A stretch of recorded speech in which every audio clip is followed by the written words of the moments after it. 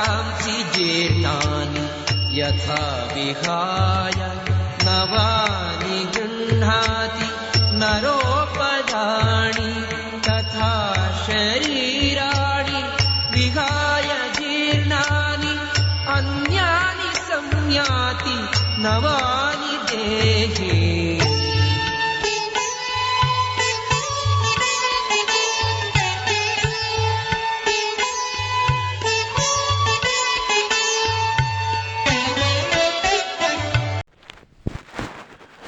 कृष्ण कहते हैं, जैसे मनुष्य पुराने वस्त्रों को त्याग कर नए वस्त्र धारण करता है, वैसे ही आत्मा पुराने और जीर्ण शीर्ण शरीरों को त्याग कर नए शरीर को धारण करती है।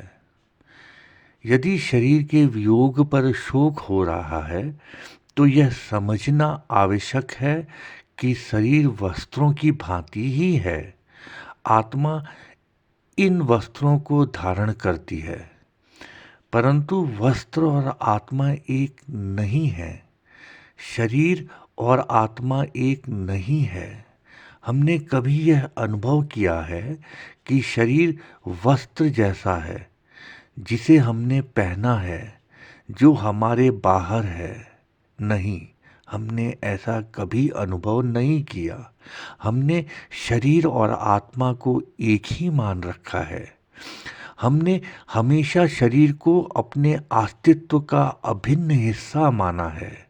जब हमें भूख लगती है, हम यह नहीं कहते कि शरीर को भूख लगी है, हम कहते हैं मुझे भूख लगी है। यह तादात्म्य पहचान इतना गहरा है कि हम शरीर को ही मैं मानने लगे हैं। दूसरे विश्व युद्ध के दौरान फ्रांस के एक अस्पताल में एक घायल व्यक्ति भर्ती हुआ। उसके पैर में गंभीर चोट थी और डॉक्टरों ने विषाक्तता के डर से घुटने के नीचे का पूरा पैर काट दिया, परंतु होश में आने के बाद भी वह घायल व्यक्ति चिल्ला रहा था कि उसके अंगूठे में दर्द हो रहा है। जब नर्स ने दिखाया कि अंगूठा तो अब है ही नहीं, तब भी उस व्यक्ति ने दर्द महसूस करना जारी रखा। डॉक्टरों ने यह समझाया कि दर्द शरीर में नहीं बल्कि उसके मस्तिष्क में होता है। दर्द के संकेत देने वाली नसें जो अब बेकार हो चुकी थीं, फिर भी संदेश भेज रही थीं कि दर्द हो रहा है। यह घटना दर्शाती है कि हमारा शरीर और हमारा अनुभव हमेशा वास्तविकता में मेल नहीं खाता।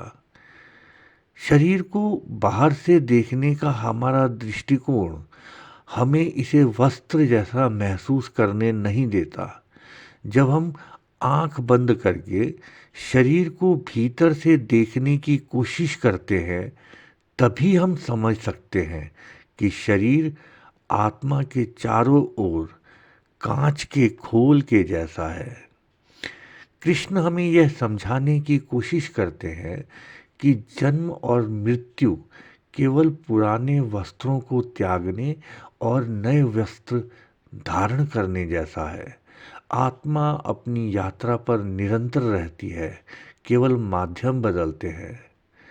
इस समझ को अनुभव में लाने के लिए अभ्यास आवश्यक है। आंख बंद करके शरीर को भीतर से जानें, दूरी का अनुभव करें।